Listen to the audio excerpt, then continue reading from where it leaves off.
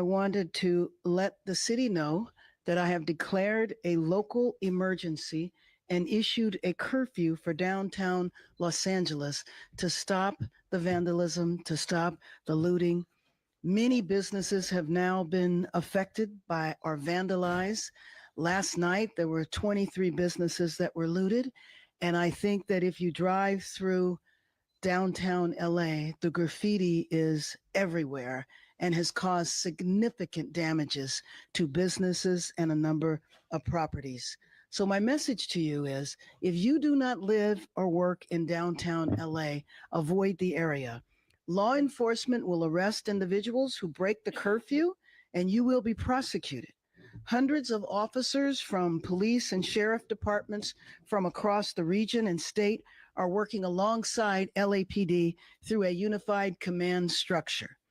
The curfew will be in place tonight from 8 p.m. until 6 a.m. I want to thank the governor for his partnership and especially thank our state and local leaders and deputies, officers and deputies who are working tirelessly. So curfew guidance, again, it will begin at 8 p.m. tonight and go until 6 a.m. tomorrow. I will consult with elected leaders and law enforcement officials tomorrow on the continuation of the curfew, but we certainly expect for it to last for several days.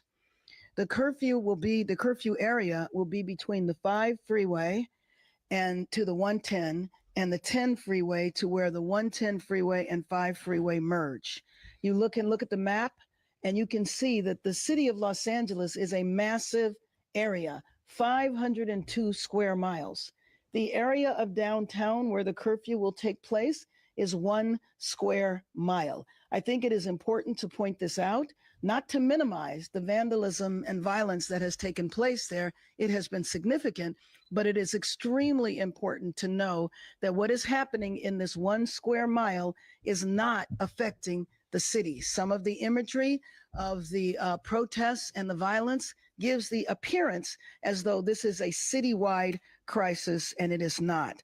So everyone must abide by this curfew. Limited exceptions will apply for residents, people traveling to and from work, and credentialed media representatives. With that, I would like to turn it over to Chief Jim McDonnell. Thank you, Mayor Bass. Good afternoon, everyone. As the mayor stated, a curfew for the impacted area, as shown here, will go into effect tonight. And I want to be absolutely clear that if you're within that designated curfew zone between the hours of 8 p.m. and 6 a.m. And are not exempt under the order, you're going to be subject to arrest. The curfew boundaries are as follows: from the 5 freeway to the 110 freeway, and from the 10 freeway to the point where the 110 and the 5 merge. Easier to look at it on that map for description. The curfew is a necessary measure to protect lives and safeguard property following several consecutive days of growing unrest throughout the city. Since Saturday, we've seen a concerning escalation in unlawful and dangerous behavior.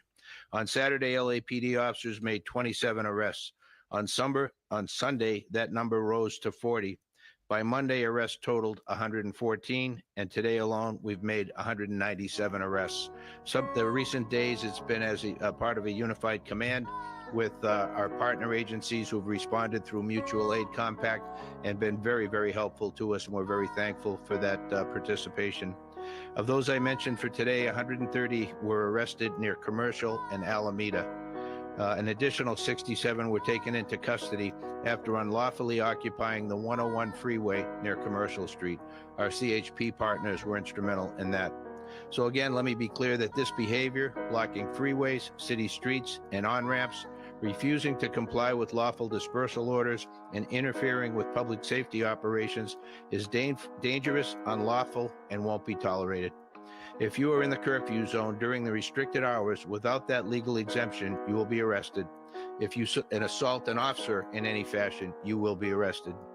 We're operating under a unified command with our partners at the Los Angeles City Fire Department, the Los Angeles County Sheriff's Department, the California Highway Patrol. We're fully coordinated, and our shared mission is clear: to restore peace and ensure the safety of everyone in our city. We previously mobilized part of our department at LAPD while keeping our ability to be able to provide the services that our community deserves going. We're going to be adding to that deployment with additional internal LAPD resources in the days ahead. The curfew does not apply to residents within the designated area, individuals experiencing homelessness, credentialed media, or public safety and emergency personnel. To be clear again, that's not about silencing voices or suppressing lawful protest. When that expression crosses into unlawful conduct, when lives are put at risk, and when our city's safety is compromised, we must act, and we will act. We urge all Angelenos to cooperate with these public safety measures. Our shared goal is to protect our communities and return to a state of calm and safety for everyone. Thank you. Let me introduce now the councilwoman who represents the majority of the district, Councilwoman Isabel Harato. Thank you. Thank you, Mayor. I'm here today not just as the council member who represents downtown LA, but as its advocate who deeply loves and believes in this community. The history of Los Angeles began right here in downtown, where 200 years later, the grouping of historic neighborhoods remains the beating heart of our city, a place with rich culture and deep community. Downtown LA is a place where workers clock in before sunrise and small business owners know their customers by name, where neighbors greet each other on the sidewalk, and where generations of families have built lives, shared stories, made memories together side by side. It's one of the most vibrant and resilient and hopeful parts of our city. But too often, downtown LA is treated like a backdrop for major events, not the living, breathing community it is. And right now, it's hurting.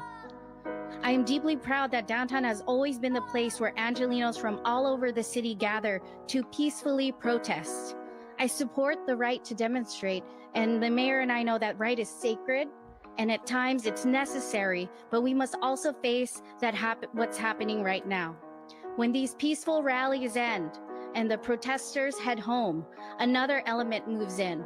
Opportunists who come in under the cover of a peaceful protest to ravage and destroy. They are ruining local small businesses, smashing storefronts, and threatening the safety of the very community that has always welcomed people from across the city and globe. This isn't just broken glass or stolen goods, it's someone's livelihood, someone's safe space, someone's home that's been violated.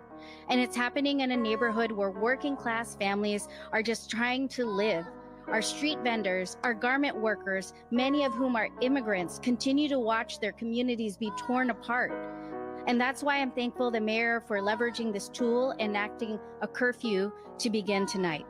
This has been something that many of my constituents in downtown have been calling for what they're facing. This curfew is not about silencing protests. It's about protecting people and ensuring that the local residents, small businesses, our families, our elders, and our workers are not left vulnerable to those who come only to destroy. What happens in downtown reverberates all throughout LA, and when we protect downtown, we protect our city. And we're investing in its future, and we invest in our shared future. So to my colleagues and to our residents and everyone watching, downtown LA is not just a center for the First Amendment expression, it's a community. It's a home, and the people in it deserve our protection and care. That path ahead may be uncertain, but our responsibility to protect and uplift this neighborhood is not. I want to close this message from my constituents so that you hear them loud and clear. Downtown LA is home. Please keep it safe, and let's keep each other safe. Thank you, Los Angeles. Thank you very much, Councilwoman. I'd now like to introduce Nella McCosker, who is the CEO of the Central City Association. We were having conversations this morning about a couple of things. One, the ongoing problem with violence, but also the need, when all of this subsides, is to repair and restore downtown Los Angeles, especially the businesses and properties that have been hit with graffiti. Nella McCosker. Thank you, Mayor. Thank you, Chief. Thank you, Council Member. The swift action today to take a look at and examine how this curfew could be put in place is a good example of the leadership we see and continue to need for downtown. CCA, or Central City Association, represents businesses, institutions, nonprofits, the fabric of downtown Los Angeles that also represents the wider city. And it is the case that downtown is a neighborhood. It is the case that downtown is where immigrant-owned businesses try to operate and thrive. And so we can differentiate between downtown being a place to gather, to have your voice be heard, to peacefully protest, and the actions that we've seen each evening since this occurred in the last few days. So thank you for applying this tool. There are others certainly that we could look at as well, but hopefully Angelenos rally together in support of this really important section of our city because of the symbol and of the benefits it provides to everyone across Los Angeles. Thank you. I'd like to open up for questions, but before I acknowledge Dr. Earl Suthers, who is the president of the Los Angeles Police Commission. Let me just say also that we did not hear about any raids that took place today. The problem is that we don't know how long these raids are going to go on. If they're going to go on for 30 days, that's what the rumor is. And if we want to see our city peaceful again, I will call upon the administration one more time to end the raids. With that, let's open it up for questions. I have a question for Mayor Bassett, for Councilmember Corrado. Mayor, what changed today that made you think the curfew is now necessary? Last night was definitely not the first night where graffiti, vandalism, and some violence were happening in the city, so why did you decide now that it was time for the curfew? And for Councilmember Corrado, after you called certain elements opportunists, ravaging in the street community, one of your staffers was arrested downtown, and there's a curfew in your district, and I was wondering if you could speak a little bit to that and how you're feeling about the situation with your staff. Let me just say that a curfew has been in consideration for several days, but clearly after the violence that took place last night, 23 businesses. Wix gives you the power of AI to build the website you need with full business functionality and a design tailored just for you. Customize every element of your website and watch your vision come to life in minutes. Control everything from the biggest tasks to the finest details. Personalized, optimized, ready to go live. Separate and apart from a reaction to what our constituents want in the city and how this type of opportunism has escalated between yesterday and the day before.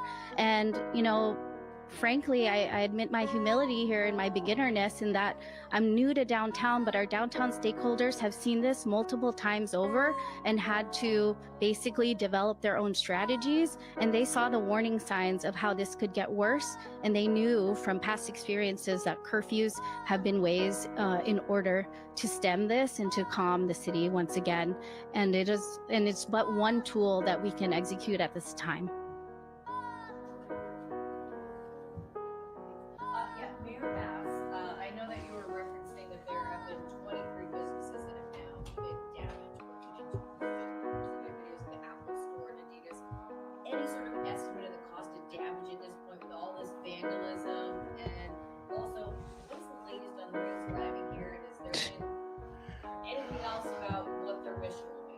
So there is not a financial estimate right now, unless Nella has one.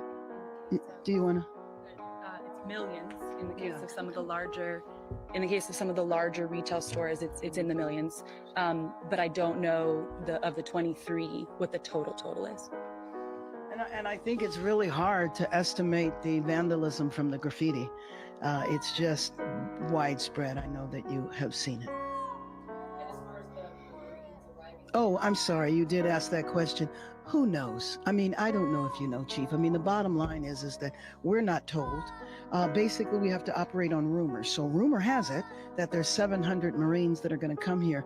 I have no idea what they would do when they would get here. Right now, we have 100 National Guard whose sole mission is to protect the federal building downtown That's 100. There's another 100 in Westwood protecting the federal building there. And I haven't heard of any protests that had anything to do with ICE taking place at the Westwood federal building, unless you have, Chief.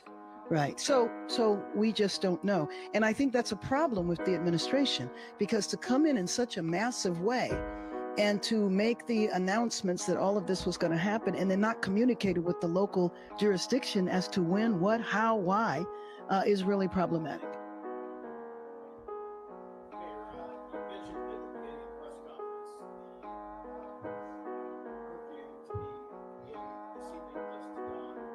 Mayor, 8 p.m. tonight, 6 a.m.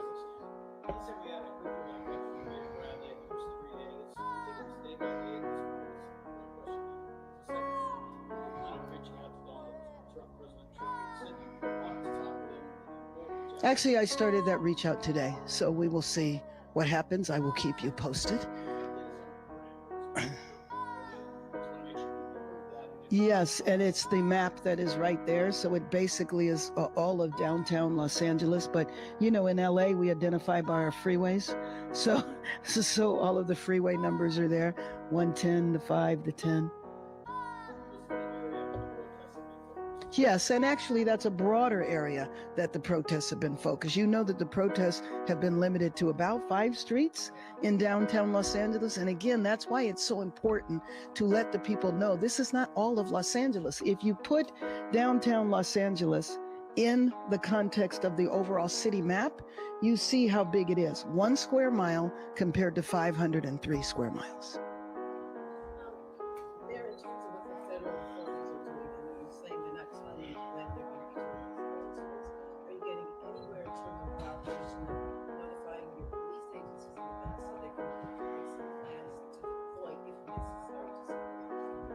No, we're not. No, we're not. And we also don't know again about the ICE raids. And that's why I think, you know, I would appeal to the president to stop the ICE raids so that we can have stability in our city. I think about the families who are afraid to go to work and go to school. I was talking to a friend today who in her local grocery store, the shelves were empty. A lot of the shelves were empty because people aren't coming to work to stock the shelves. We have to look at the contribution that the immigrant population makes to our local economy. And you know that there are some industries that are the majority are immigrant labor. And so when you frighten immigrants and they don't want to come to work, you are hitting at the heart of our local economy. The nannies that can't show up, the gardeners that can't show up. That impacts households in a way that I don't think people often realize the extent.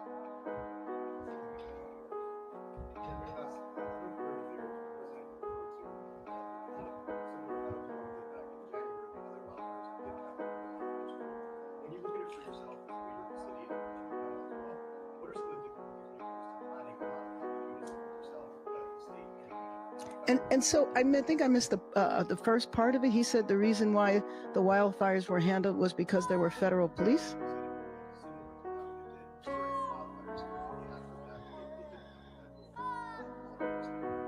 Yeah, I don't know, Chief. Maybe you want to respond to that. I don't think that question, and sometimes what the president says, it's difficult to kind of understand. What I will tell you, though, is that after the wildfires, you know, were out, the president made sure we had ample resources with the Army Corps of Engineers, and it was a significant contributing factor to us having the fastest recovery of any location in comparison to where other wildfires have taken place.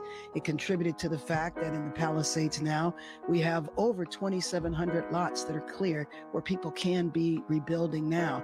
I was at a property a couple of weeks ago where the frame of the house is already up. This to me is drastically different. That was in complete cooperation and coordination with the federal government. Right now, we are in the dark. We don't know when things are going to happen. One thing we're sure about, and I think the chief would agree with me, is that we have the capacity to address this situation here, and we don't need armies or National Guard, especially that we didn't even ask for. And the idea that the president took the power away from the governor to do this it was really just unacceptable. But Chief, did you want to, if you want to? Thank you. To that issue, we have a protocol in place that we use, and when we are dealing with something like this, where it takes the resources away from our regular patrol duties and ability to provide the service we do, we mobilize the department, and so that brings in people from vacation and our days off, and allows us to use them. We've mobilized the Office of Operations, the biggest part of the department, and our motor officers. We're looking to expand that with additional officers from within. We requested through the Sheriff mutual aid, which then is coordinated by the Office of Emergency Management in the state, OES, I'm sorry, Emergency Services, with the Sheriff, and they bring in then surrounding communities and in this case, counties, to be able to help supplement our resources to deal with the issues at hand. They are tremendous partners. We've worked very closely together for the past couple of days now, and I think we have seen a significant improvement in things, and we will continue to watch for that as we move forward. We're hopeful with this curfew that'll give us additional tool as well to be able to bring this chapter to a close.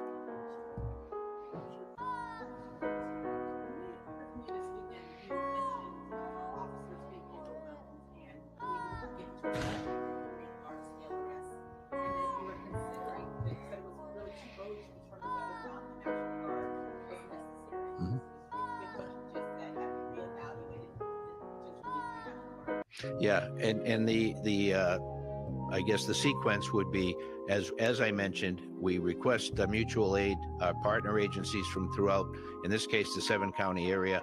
The next step then, if we weren't able to handle the issue, is to request through the sheriff to the governor and the emergency OES at the state National Guard to be deployed.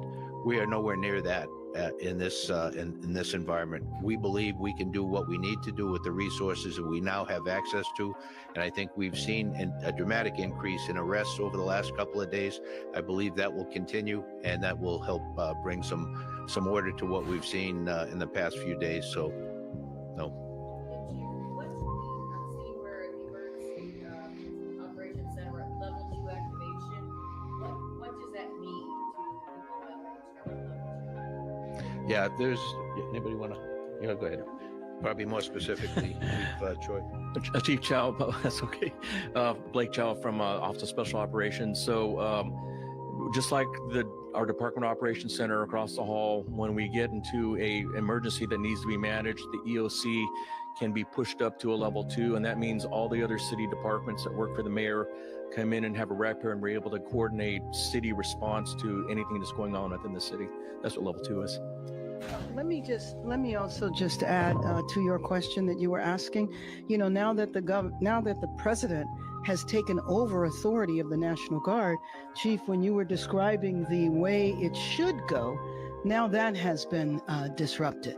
And I think that that's important. I know one of the things that the chief said that we're going to focus on is trying to gather as many local resources as possible. And that includes Los Angeles police officers and trying to bolster the officers that will be stationed downtown, because downtown is where the crisis is right now. Yes, any other questions? All right, thank you very much.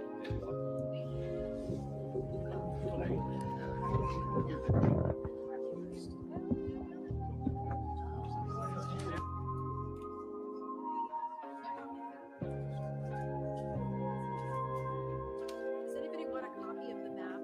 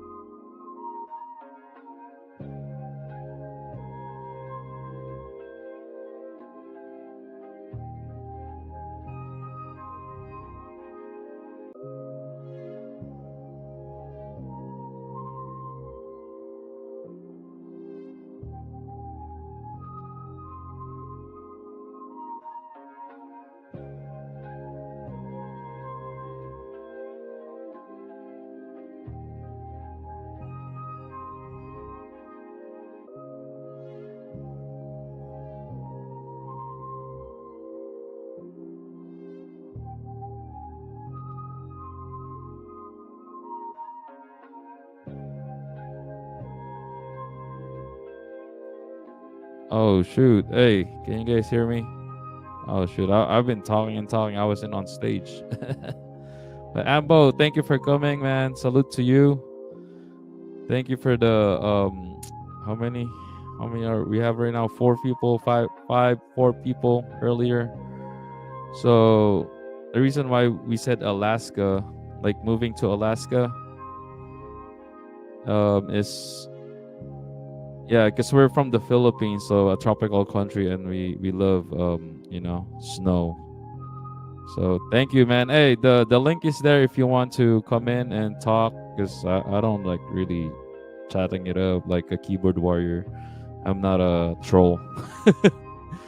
Dude, Antbo, in what do you call this? You don't have to put your camera on or anything. We can just talk, and I can like pull up stuff here, like on the news and stuff, if you want. But I don't even have a camera right now. But yeah, I hate keyboard warrior. There's this keyboard warrior that we've been going back and forth. I named him Karen Trolleson. It's because he's just a Karen. And I met him in I didn't really met him like in person, but he's just like going to different lives and trying to destroy each I actually made a shorts like warning people about this guy. But we can actually go to my channel, and his name is, he goes by Selectable. Yeah, this guy is crazy. This guy is crazy. He started like debating people about God and stuff. But yeah. Oh yeah, do your thing, man. Do your thing. Go. I just wanted to, yeah. Thank you. I mean, I already appreciate you, man, just coming here, and I'm really a big fan of your down with the what do you call this? I'm really appreciative of you just chatting it up, really. But yeah, man, when I was downtown, bro, like I sent you that video. Yeah, that was crazy. I wasn't even planning on recording. I was just there to walk, do karaoke and stuff because I'm Filipino. And bro, next thing you know, bro, the police, good content. So I gave you permission. So here's your evidence. So in my channel too, hey, post that video. Oh man. But yeah, I'm about to eat dinner too. So I just actually wanted to, I was curious of what's gonna happen in LA when we go do our thing, family affairs and stuff. So now I know, I have do more little research about all those areas. So oh yeah, thank you for that. Yeah, just give me a shout out or something. And yeah, we'll get together, bro, so we can have like a downtown collab. Cause when I checked out what's his name, human wildlife or something like that, they're like collaborating and stuff, which is pretty good. I love human wildlife. Shout out to human wildlife, man. I'm a fan. And then there's other more, like, man, I want to meet you guys. So we can actually just discuss about, because when we met, I remember downtown, and then I was just have this traumatic experience. Remember the traumatic experience I was telling you about, that I have to stop. I mean, not really like totally stop, like live, because they don't even protect me. Remember the human trafficking that I had to pick up, like all those I'm not even gonna say the color, but like I think they're African American, like overloaded in this one van, and then they call 2 Lyft drivers, and man, they don't know any lick of English, and I'm trying to communicate to them and stuff. But my car was full, and I got a 7-seater. So, and then the other guy got another maybe 5. Dude, that was wild, bro. That was wild. But yeah, I mean, and thank you, Aunt Bo Media, for refreshing me of what the First Amendment consists of. So it's not just freedom of speech, freedom of media, freedom to congregate, to protest. What else? You said there's 5, right? Freedom of religion, freedom of not do whatever I want. But I know, Second Amendment. I know the Third Amendment, fleeing the Fifth, Fourth Amendment. I know all this stuff, but like just reviewing it's the 13th Amendment. So there's a lot more. So just the Constitution itself. Knowing the history. There you go, RAPS. RAPPS. So it's a religion, assembly, press. Man, come on now. All I do is rap, bro. I love hip hop music. What's the PS? Freedom of speech. Petition. There you go. Man, always the petition one, man. Every time. So, yeah, thank you for that. The raps.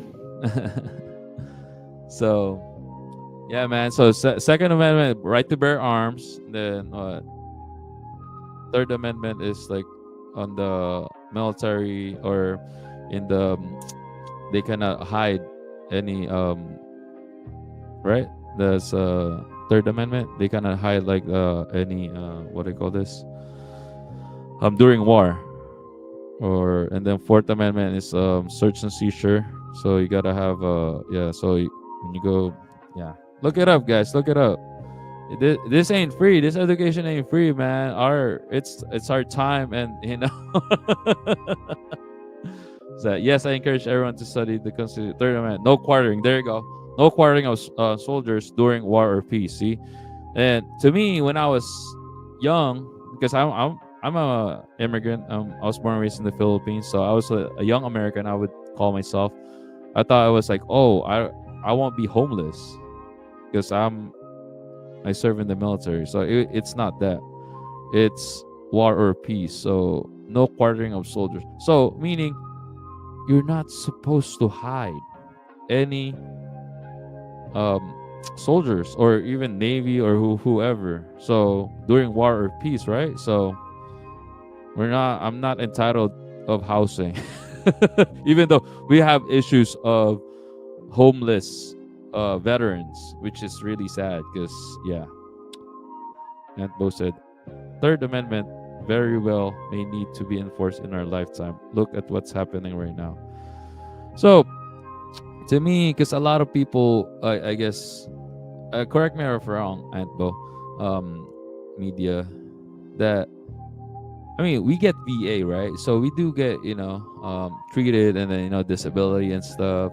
And like what's his name, Lieutenant Dan, right? So, and that's like, it's a good thing he's not homeless. So that story from the Forrest Gump, right? Lieutenant Dan.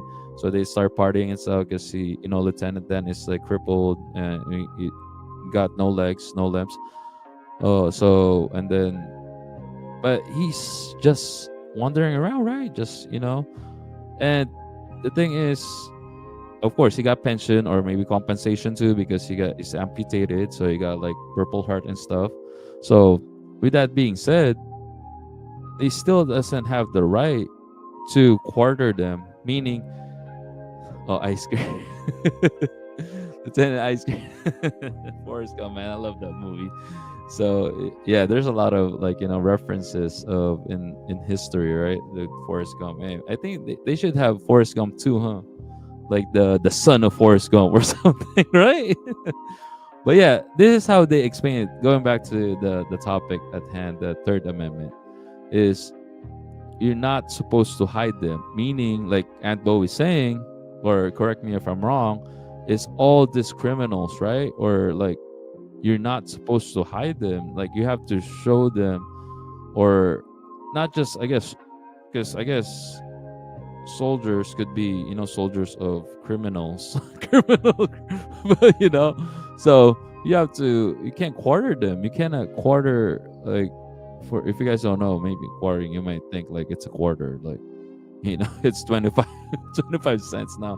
Quarter is like, in the military, it's like, go to your quarters. So that's where you take rest, you live, so that's like a, I guess, a military term. So, but yeah, they, back in the day, when they wrote this amendments, the first 10 is the, human, you say human rights, or, right? The first 10, that's what they said. So a lot of them is military terms, just because this is what makes sense to me, because the America was still young back then, back in 1776. So when they started writing the Constitution, but even before the Constitution, you guys should check out the Declaration of Independence. That one is, so, because that's two different things, right? So I don't know. I just went to, me and my wife were doing groceries, and then there's this book about, the Constitution and then its writings and stuff. So yeah, it's pretty to me informative, and but at the same time, not just informative. Let's look it up. The Declaration of Independence. Declaration. There you go. So that's funny when you say Declaration of Independence. That's pretty much it. Yes, very different. Thank you. But all connected. There you go. Thank you, Aunt Bo, for being my co-host. So let me share the. See, it's funny if you Google just Declaration, and then and then it will just pop up Declaration of Independence, and then it's America. It's America, because that's what we're known for, and we have to protect that, right? So the authors, Thomas Jefferson, I mean, I'm not a big fan, just because, I mean, the lifestyle of Thomas Jefferson, because, yeah, look it up. We all, Aunt Bo said, we should all know our stuff. See? Hey, brother, I got it. All right, man. Thank you, Aunt Bo. And I don't know all of my stuff, but I just love, history. I mean, I don't like taking tests and stuff, remembering all the dates, but I like the just the idea of what's I mean, not just the idea, but how they were living back in the day. You know what I'm saying? So, like this, what are the 4 unalienable rights? See, that's kind of, it's like a handful or wordful in your mouth. So what are those 4? I don't even know. So it's the speech, freedom from cruelty and unusual punishment, right to privacy, and right to education. What? I didn't even know that. Yeah, man. Thank you. I really appreciate you. Nothing but love for you guys. You guys are doing it really hard. You guys are in where the rubber meets the road. So yeah, till next time, man. We'll chat it up, not just on live, or not just on text, but in person, bro. And maybe during our shootings. Our shootings are maybe hopefully, man. I want to have a trip with I'm a big fan of Human Wildlife, man. I don't know how he does it, man. He doesn't, man. I don't know how he can just not talk, man. Shout out to Human Wildlife, man. But yeah, it says right here. I mean, this is Google, the 4 see, that's a handful, a mouthful. Inalienable rights, but yeah, it's speech, freedom, right to freedom from cruelty and unusual punishment, and privacy and education. I didn't even know that. So, but yeah, going back to the authors, Thomas Jefferson, Benjamin Franklin, John Adams. Those are the only 3, the big 3 that I know. John Adams, and then, but see, I don't even know Roger Sherman and Robert R. Livingston. Just out of curiosity, and we'll end with this. Who's Robert Sherman? Oh, so he's a senator and lawyer. And okay. All right, let's see who's the other guy. Robert R. Livingston. So the least popular people. So he's an so he was ambassador to France. Okay. Because remember, U.S. and France, yeah, they're like really best friends or brothers and sister to get freedom. Even Benjamin Franklin was, always asking for help, and which is the father. He's known as the father of, or one of the founding fathers. So yeah. So see, one of the most of the founding fathers. See, but yeah, thank you guys again. Thank you for the 2 people that stayed. Thank you for Aunt Bo chatting it up and giving us some education. And yeah, hopefully you guys stay safe if you're in LA. And thank you to Daniel Barry and Cold World and Micah G, Yaku, Juan de la Cruz, Boy Alien, The Biggest Fish, Pepe. So all right guys, we're out.